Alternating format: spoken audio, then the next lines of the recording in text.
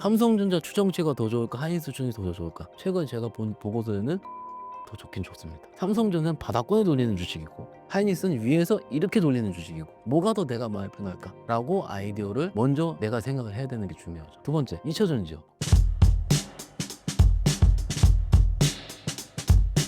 하반기 종목 선택 아이디어는 어떠신가요? 일단 어려워요. 어려운 게 최근 상황 설명을 드리자면 조선방사는 너무 올랐어요. 제가 더 간다 안 더 간다를 판단할 수 있는 사람은 아닙니다. 일단은 여러분들 차트 보시더라도 많이 올랐을 거예요. 밑에서 거의 다 5배씩 올라가 있으니까는. 그러면은 이런 것들을 여러분들께서 가질 수 있는가? 내가 살 수 있는가? 또 물어보고 싶습니다, 제가. 그럼 내가 나의 성향이 얼만큼 담대한가? 대담한가가 더 중요하지 않겠습니까, 여러분들? 그런데 그걸 빼고 나서더라도 우리가 이런 방송을 보고 공부를 하는 이유는 조금은 많이 올라 있고 남들 다 아는 것보다는 아닌 것을 찾고 싶잖아요.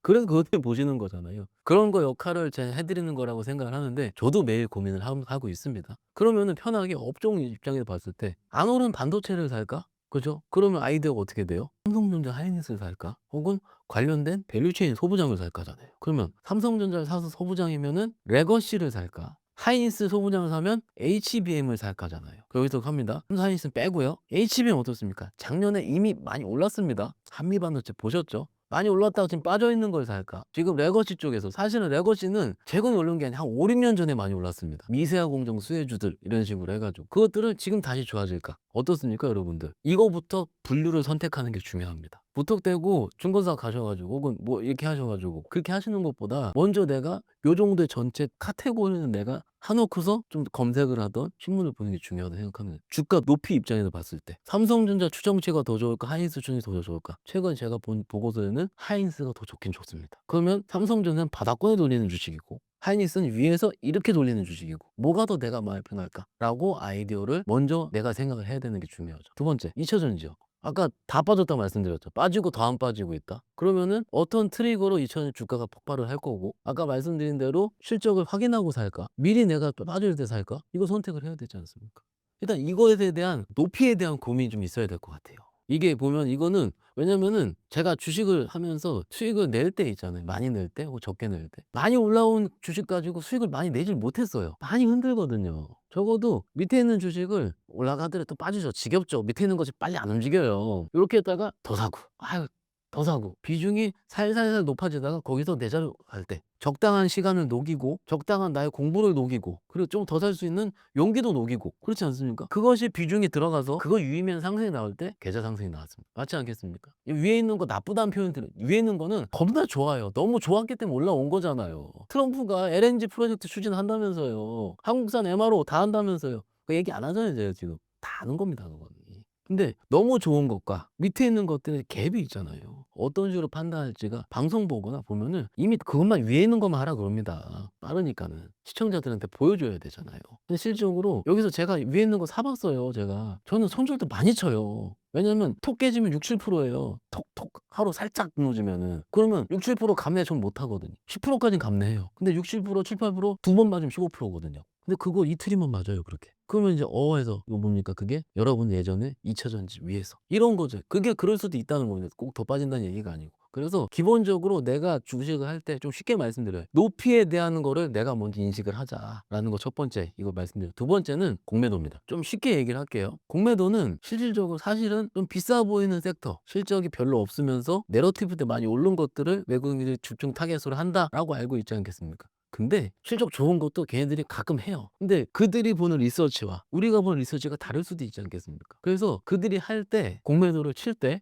상대적으로 니치 마켓이 생깁니다. 니치 마켓인데 공매도는요, 뭐죠? 수익이 무한됩니까? 손실이 무한됩니까? 손실이 무한되죠. 그래서 외국인들 입장에서도 공매도는 철저하게 로스컷 규정을 지킵니다. 로스컷은 뭐예요? 어느 정도 오르면이죠. 공매도를 쳤을 때. 오르면 사야 됩니다. 커버를 해야 되죠. 아까 말씀드렸죠. 그러면 로스컷 규정을 팍팍 지키지 않겠습니까? 일반적으로 뭐 10%일 수도 있고 15%일 수도 있고 5%일 수도 있고요. 그러면은 주식이 이렇게 공매도 있다가 팍 오르게 되면은 빠졌다가 적당히 올라오는 시기에 공매도가 누적된 거 있잖아요. 누적된 거를 우리가 찾을 수가 있어요.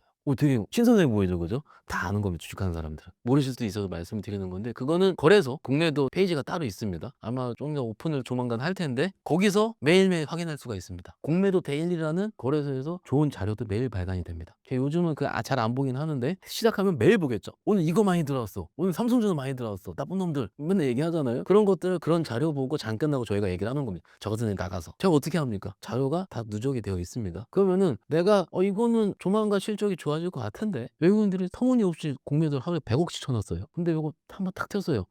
요거 요 정도 좀 더 올라오면은 쇼커버 들어올 텐데, 걔네들이 쇼커버 규정이 50% 이러진 않거든요. 반토막 나서 로트컷 하는 얘기 안 하거든요. 그 한 10% 언더로 좀 리스크를 해칭하지 않겠습니까? 리스크 해칭, 손절매 하는 겁니다. 않겠습니까? 그러면 요 정도면 들어올 것 같은데, 그러면 뭐 봅니까? 아침에 올라오는데 외국인 창구, 매수 창구 보면은 두룩두룩 들어옵니다. 아까 우리 일부에서 말씀드린 것처럼 시장이 줄줄줄줄 빠지만 하고 종목은 또 오르는 것만, 오르는 거가 오를 때도요, 이렇게 올라야 되거든요.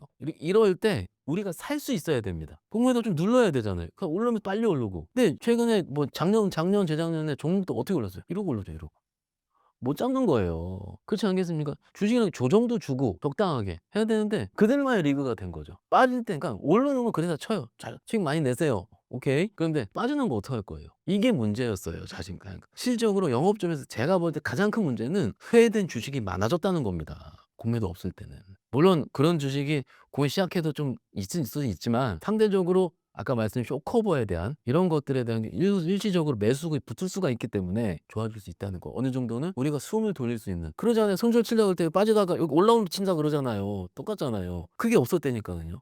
그래서 반대로 매매 거리를 타진할 때도 주가는 적당히 수렴하면서 이제 올라말랑 하는데 공매도가 많이 붙었어. 그리고 주가가 여기서 한 번 더 쳐. 그러면 거기서 상대적으로 쇼커버가 들어올 수 있기 때문에 이런 것들을 일종의 매매 거리로 활용하자라는 거죠. 반대의 논리도 적용이 될 수 있습니다. 얘들은 빠지고 있는데 공매도 계속 늘어나.